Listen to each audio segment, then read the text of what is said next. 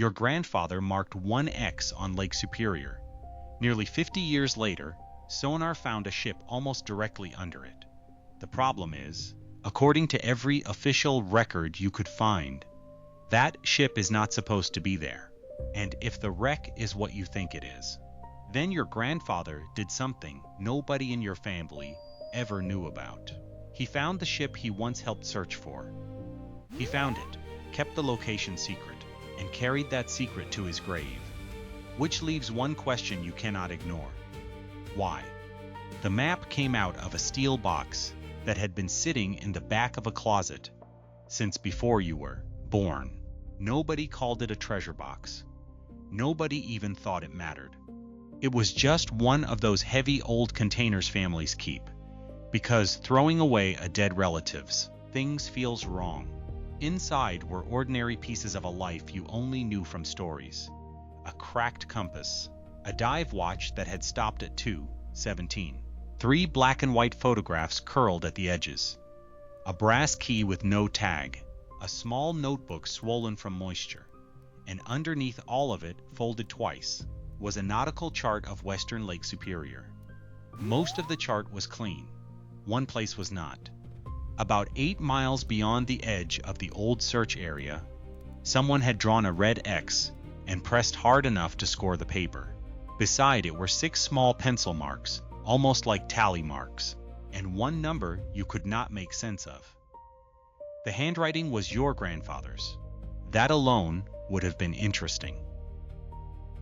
What made it impossible to ignore was the photograph sitting under the map. It showed your grandfather in his 20s, standing on the deck of a small survey boat. Behind him, half covered by his shoulder, a hand-painted board had been fixed to the cabin wall. Only 2 words were still clear: Bellwether Search. You had never heard that name before. Nobody in your family remembered him talking about the bellwether. That was strange on its own. Your grandfather could turn a 10-minute repair into a 40-minute story. He talked about engines, weather, bad coffee, trucks he regretted buying, and every mistake made by every contractor who had ever worked on his house. But anything involving deep water seemed to disappear behind a wall. Your mother remembered one rule from childhood: do not touch the steel box. She had always assumed it contained paperwork from a job. Once, when she asked about the dive watch, he took it from her hand, put it back in the box, and changed the subject. That is not proof of a secret. Families build myths around ordinary behavior all the time, but it gave the objects a different weight. He had not simply forgotten them in a closet. He had protected them. There was another small detail on the back of the bellwether photograph. In pencil, almost erased, were the words, "Wrong side." Wrong side of what? The ship? The lake? The search area? At that point, you had no idea. But it was the first clue suggesting the official search may have been looking in the wrong place from the beginning. A search turned up an old freighter called the SS Bellwether, a 223-foot cargo vessel that disappeared on Lake Superior during a November storm, 1968. 21 men were aboard. The ship sent one final radio message reporting flooding and electrical failure. Then it vanished. Search crews found floating debris, a damaged life ring, and 2 empty fuel drums. They never found the wreck. The official conclusion was simple. The bellwether had gone down somewhere in a wide section of deep water, northeast of its last confirmed position. But your grandfather's X sat well outside that section. At first, that made the map look less important, not more.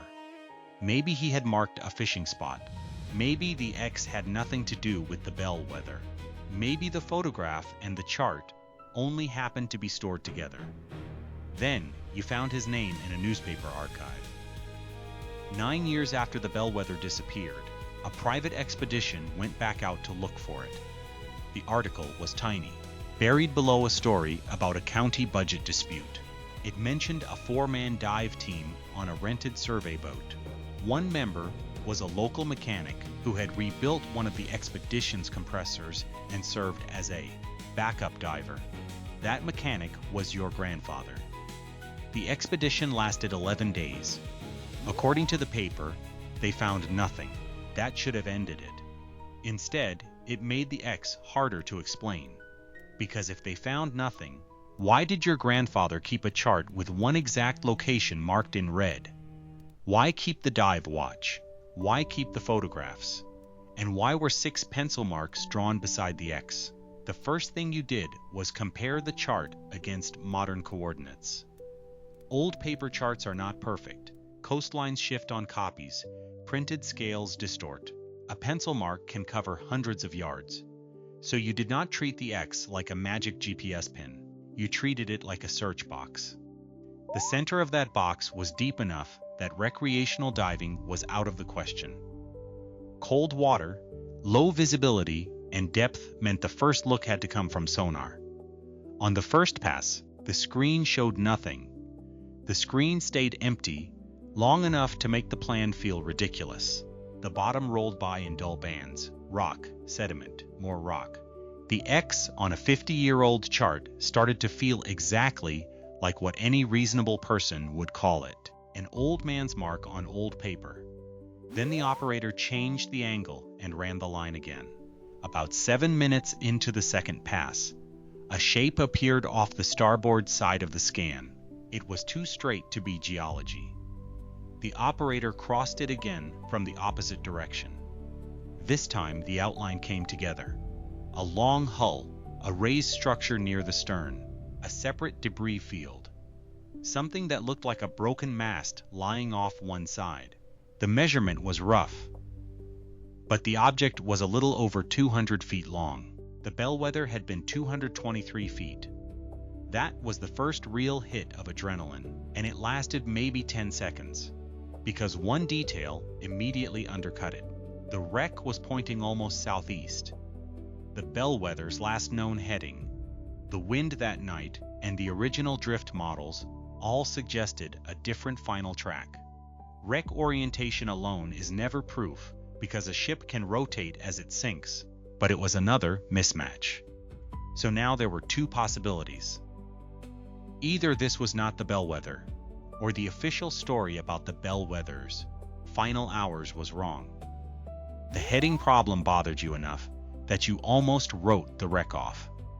Then you found a copy of the Coast Guard radio transcript from the night. The bellwether vanished. The transcript was not a clean narrative. It was fragments, times, call signs, and positions copied from voice traffic during a storm. One position had been circled by an investigator years later. Beside it was a handwritten note, time uncertain, clock discrepancy approximately 11 minutes. 11 minutes does not sound like much. On a ship moving through bad weather, with a damaged electrical system and a changing heading, it can move the probable sinking corridor by miles. More important, the bellwether's final message said the captain was turning to put the seas on a different quarter. That meant the ship may not have been traveling on the heading later used by search planners. You rebuilt the last half hour using the alternate time. The new drift corridor did not land directly on your grandfather's X. It did something more interesting. It passed close enough that a disabled ship, fighting a crosswind and taking on water, could plausibly have reached it. With the alternate time and the captain's final turn, the wreck's orientation no longer argued strongly against the bellwether. More important, the revised corridor brought your grandfather's X into plausible reach. For the first time, the words on the back of his photograph, "wrong side," had a clear possible meaning. The original search may have been built around the wrong side of the drift corridor, and that raised a bigger question. If your grandfather really found the bellwether in 1977, did he discover a wreck everyone else had missed? Or did someone on that expedition already know the official coordinates were bad before they ever left the dock? Before sending anything down, you went back to the records. The ship's cargo manifest listed industrial pumps, machine parts, electrical equipment, and boxed tools. Nothing glamorous, nothing worth hiding for half a century. It was the kind of load that would make a wreck historically interesting, but not the kind that explains a secret X. Then you notice something strange in an insurance summary. The declared cargo weight did not match the port loading total. The difference was not enormous. A few hundred pounds on a commercial freighter can disappear into clerical errors, but this discrepancy had a separate notation. 6 secured cases, loaded under private bill of lading. 6 cases. You went back to your grandfather's map. 6 pencil marks beside the X. That could still be coincidence. But it was the first time 2 things in the box seemed to speak to each other. The insurance file did not say what was inside those cases. The description was almost aggressively vague. Assay material and secured samples. That phrase sent you down a different trail. In 1968, several mining operations around the upper Great Lakes shipped high-value samples and partially refined metals through regional ports before moving them by rail. Most shipments were boring, some were not. Buried in a trade bulletin was a reference to a disputed loss connected to the bellwether. A mining consortium had filed a private claim after the sinking, then withdrawn it before the case went to court. The amount was never published. The cargo description was never published, but the claim referenced 6 security containers. Now the X did not feel like a fishing spot anymore. It felt like a location. Somebody had very good reason to remember. The money trail was tempting, because it offered the easiest version of the story. Valuable cargo sinks, divers find it, somebody gets greedy.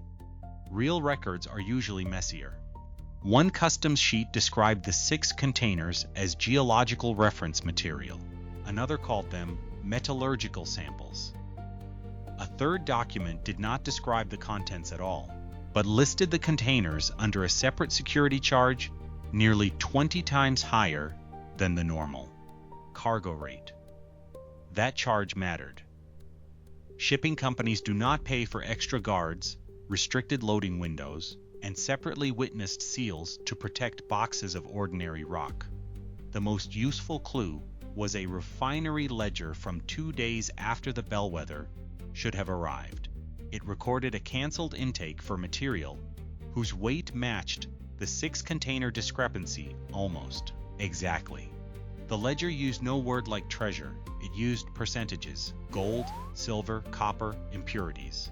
Based on the listed weight and grade, you could estimate a range, but not an exact value. At modern prices, the high end was comfortably above $5 million. The low end was still enough to explain why a private insurer and a mining consortium might prefer quiet paperwork to a public fight. You had to be careful with that estimate. The second millions enter the picture.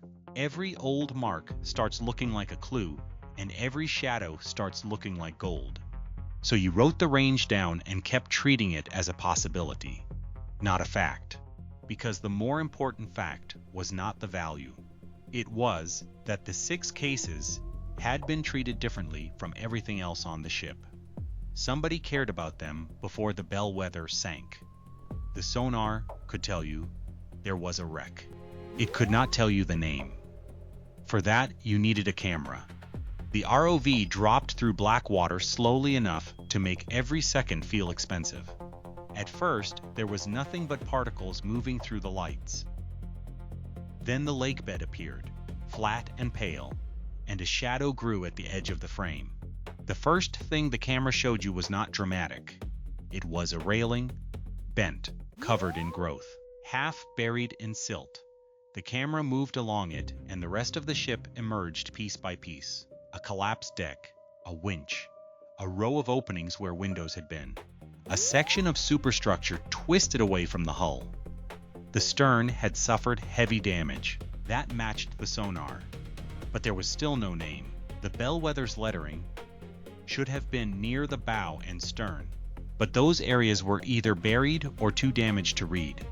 A nameplate was gone. The paint was long gone. For almost an hour, you had a ship that looked right without a single thing that could prove it. Then the camera passed the base of the aft cargo boom. There were 3 mounting brackets arranged in a triangular pattern. It sounds like nothing. On a wreck, a bracket is just a bracket. But one of the old photographs in your grandfather's box showed the bellwether in port before it vanished. You had scanned that photograph at high resolution because you were trying to read a sign on the dock. In the background, barely visible, were the same 3 brackets. Same spacing, same unusual offset, same reinforcement plate underneath. That was not enough for a court. It was enough for you to keep looking. The camera found a second match on the ventilation housing, then a third on the winch assembly. By the time the ROV reached the bow, the chance that you were looking at some random freighter of roughly the same length had become very small. The wreck under your grandfather's X was almost certainly the bellwether. For a few minutes, that felt like the answer. It was not. Because the moment you accept that the wreck is the bellwether, the map stops being mysterious in one way and becomes far more disturbing in another. Your grandfather knew where the bellwether was. The private expedition in 1977 had publicly reported failure. So how did he know? There was one easy explanation. He could have found the location later. Maybe he heard a rumor. Maybe another fisherman gave him coordinates. Maybe he made his own search years after the expedition. Then the ROV found a cable. It ran from the port side of the wreck down toward the bottom and disappeared under a layer of sediment. It was too thin to be part of the ship's original equipment and too old to be modern survey gear. The ROV followed it. About 30 feet from the hull, the cable ended at a rectangular block with a corroded metal loop through the top. A homemade marker weight. On one side, under the growth, were 2 shallow grooves crossing a circle. You had seen that symbol before. It was scratched into the back of your grandfather's brass key. The same symbol was painted on a compressor tank in one of the 1977 expedition photographs. That ruled out the easiest explanation. The expedition had not simply passed over the wreck. Somebody from that team had put equipment on the bottom beside it, and your grandfather kept a map to the exact site. The newspaper said they found nothing. The marker on the lake bed made that impossible to take at face value. You went back through the notebook page by page. Most of it was useless. Fuel calculations, engine notes, measurements that had no obvious context, a grocery list, half a phone number, then 2 pages that had stuck together near the spine finally separated. On the inside was a crude drawing of a ship lying on its side. The stern was broken. There was a small box drawn near the aft hold. Beside that box was the number 6. Underneath, in your grandfather's handwriting, were 3 words. Not all there. That sentence created a new problem. If he had reached the bellwether, and if the 6 marks on the map referred to 6 secured cases, what did not all there mean? Were some of the cases missing before the ship sank? Had the 1977 team recovered them? Or had somebody else reached the wreck first? The ROV went back to the aft cargo area. The hold was partially collapsed, and entering it would have meant pushing the ROV into a space where recovery could become impossible. So you kept it outside and worked with the angles the camera could reach. For a long time, the screen showed only pipes, broken plating, and sediment. Then a corner appeared beneath a beam, straight edge, reinforced seam, rounded metal protector, a container. The camera moved closer. Most of the surface was hidden, but one side had a stamped metal plate. The plate was too corroded to read completely. One character was clear. 4. Case number 4. It was still inside the bellwether. Then the camera caught something that made the operator back up. The metal around the aft access opening was damaged, but not in the same way as the torn plating around the stern. Two short sections of corrosion had cleaner edges beneath them, almost like old abrasion marks. Nearby, a ring bolt had a length of rotted line still looped through it. That did not prove divers had entered the hold. Storm damage, shifting steel, and decades underwater can create shapes that look intentional. But the homemade marker outside the wreck already showed that the 1977 team had worked this area. The notebook made it harder to dismiss. One line read, "I tied off at the ring 6 feet from the door." The ROV's scale lasers put the ring almost exactly 6 feet from the access opening. For the first time, you could line up a sentence written by your grandfather with a physical object, still sitting on the wreck half a century later. That was more unsettling than seeing the ship itself. A sonar image can feel abstract. A newspaper can be wrong. A family story can change. But a rusted ring in exactly the place described by a dead man's notebook is difficult to explain away. He was not writing from rumor. He was writing from memory. The stamped 4 did more than support the notebook.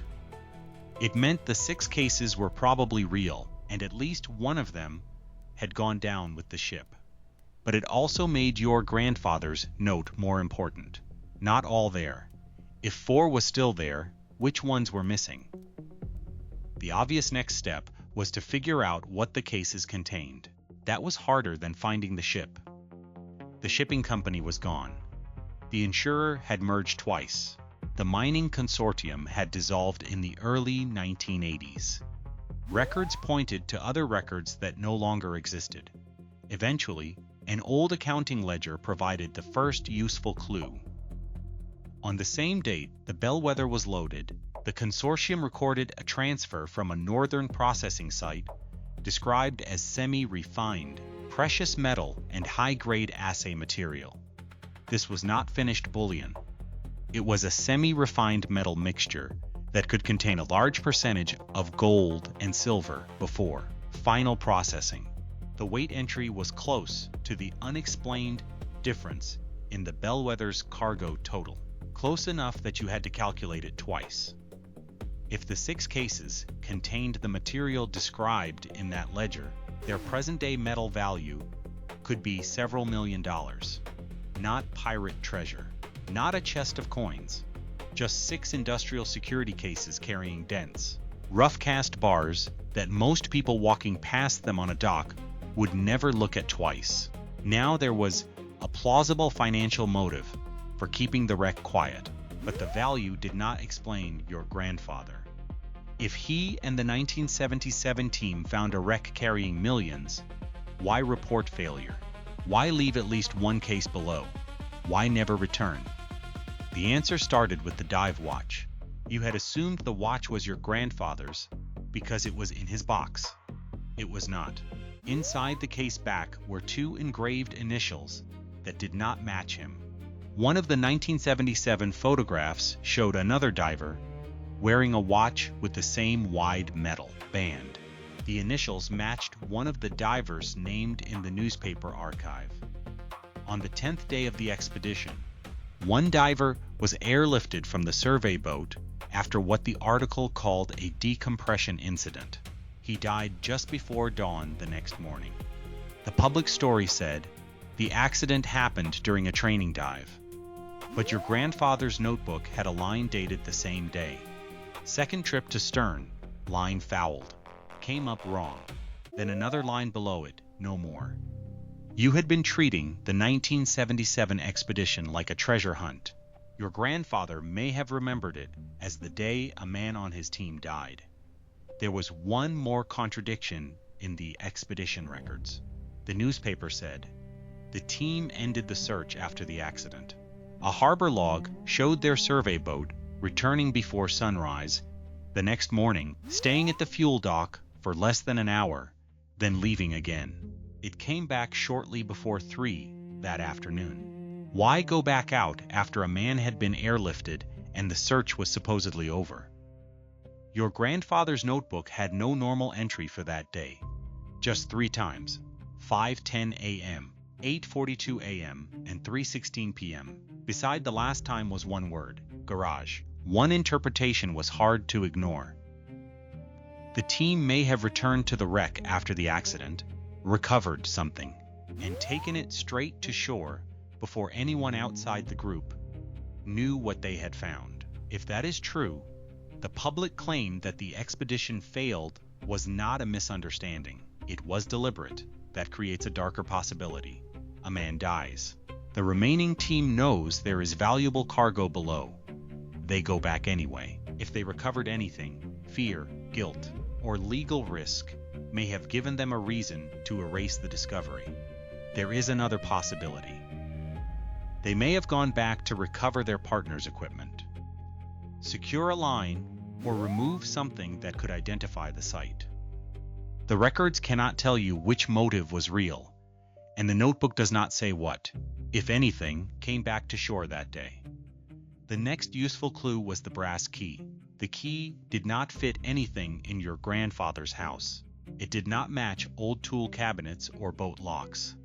The stamp on the head was from a manufacturer that made commercial storage locks in the 1970s.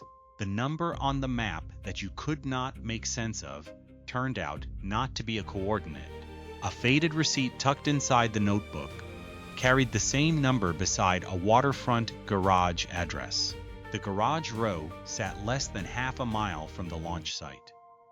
The buildings were demolished decades ago, but the receipt still showed the unit number and your grandfather's name. He had kept that garage for more than a year after the expedition ended. That shifted the search back to shore. What had he stored there?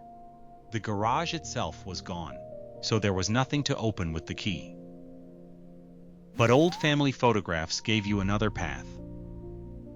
In one picture taken the winter after the expedition, your grandfather was standing beside his pickup. In the bed, under a canvas tarp, was a rectangular metal object about the size of a small suitcase. At first, you thought you were forcing the connection. Then you noticed the corners, reinforced, rounded, exactly like the case under the beam inside the bellwether. If that photograph shows one of the 6 cases, then the 1977 team recovered at least one. Taken together with the first-person notebook entry at the aft access, it meant your grandfather did not just know where the bellwether was. He had been on the wreck. He had reached the cargo, and something had come back up. This was where it became easy to fool yourself. So you looked for the boring explanation first. Maybe the object in the truck was dive equipment. Maybe the 6 marks meant something else. Maybe Case 4 had nothing to do with the insured cargo. Then you found a sealed envelope tucked behind the inner lid panel of the steel box. It was not addressed to you. It was not addressed to anyone. Inside was a photograph you had never seen. The image was dark and badly exposed. 2 men stood in a garage beside an open metal case. The contents were mostly hidden by shadow, but there were several short rectangular bars stacked inside. On top of the case was a metal seal stamped with the same consortium symbol that appeared on the old claim documents. On the back of the photograph, your grandfather had written a date, 3 days after the diving accident. Below the date was one sentence: "We brought up 1. We should have brought up none." That sentence finally explained the tone of the notebook. They found the bellwether. They found at least one of the secured cases. They recovered one. A diver died during the expedition, and then they made a decision to bury the discovery. But one question was still unresolved. What happened to the case they recovered? If it really held high-value metal, somebody had possession of a fortune. There was no sudden wealth in your grandfather's life. No new house, no new business, no unexplained land purchase. He worked for decades, drove used trucks, repaired his own appliances, and complained about the price of coffee like a man who definitely did not have stolen gold hidden behind a wall. So where did it go? A second sheet inside the envelope answered part of that. It was a handwritten inventory. The list described tools, a seal, fabric packing, and several sample chips. One line had been crossed out so heavily you could not read it. At the bottom was a note. Returned what could be returned. Kept proof. The note did not say what was returned, how it was returned, or to whom. It only left one useful question. Proof of what? When you lifted the loose bottom liner to check for anything else, you found it. A thin metal plate, about the size of a playing card, wrapped in waxed cloth. One side carried a builder's hull number. You had already seen the same number in the Bellwether's old yard records. The other side was stamped aft hold access. It was not treasure, it was proof.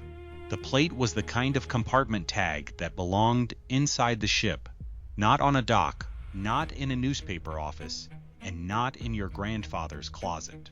He had physically been on the wreck. The X was not a guess. The notebook was not a theory. The photograph was not a coincidence.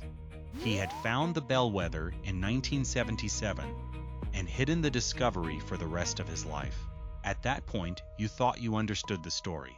A secret wreck, valuable cargo, a recovery attempt, a death, regret. Then you read the final page of the notebook.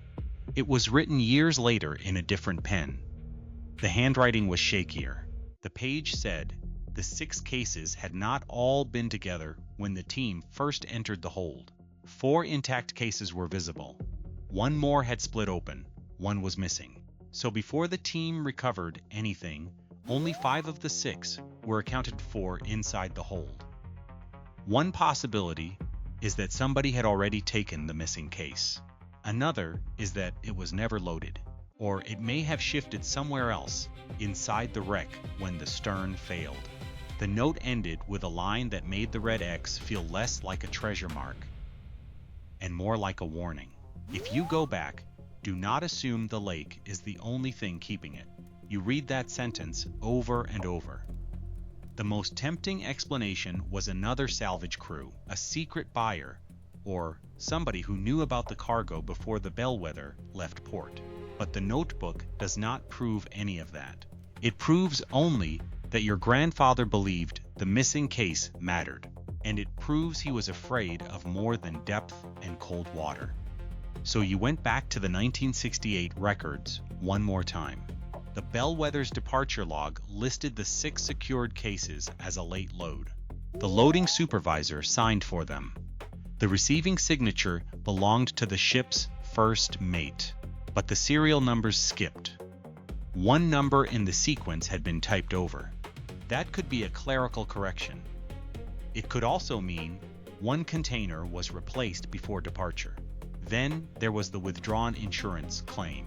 The consortium had asked to recover a very specific amount, but the private file showed an internal adjustment only 2 weeks later, as if part of the loss had been removed from the claim before it disappeared completely.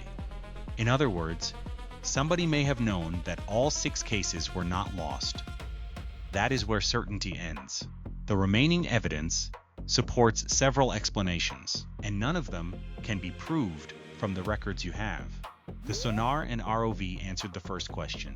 Yes, the wreck under the X is almost certainly the ship your grandfather went looking for in 1977. The marker and notebook answered the second. Yes, he had been there before. The garage photograph answered the third. Yes, his team recovered at least 1 secured case, but the larger questions are still sitting exactly where he left them. How many cases remain on the Bellwether? What happened to the one his team recovered? Why was one apparently missing before they got there? And what did your grandfather mean when he wrote that the lake was not the only thing keeping it? There is one final detail. Remember the dive watch that had stopped at 2:17? The newspaper report put the emergency call from the expedition at 2:24 in the afternoon. 7 minutes earlier, the watch stopped. Maybe it flooded. Maybe it broke when the diver's line fouled. Maybe 2:17 means nothing. But the time appears once more in the notebook beside a rough sketch of the stern. 2:17. Door moved. No explanation. On the ROV footage near the aft hold, there is a steel access door partly buried behind plating. It is not open. It is not fully closed either. And just beyond it, in the dark, there is a second rectangular shape. The ROV never got a clean angle on it. It could be debris. It could be another case. It could be nothing. That is where the search stopped. Not because the mystery was solved, and not because the value disappeared, but because finding a wreck does not make you its owner, and seeing something on a camera does not give you the right to tear a historic site apart. The bellwether has been down there for nearly 6 decades. 21 men vanished with it. Whatever else the ship carried, it is also a grave. That matters more than the fantasy of opening a box.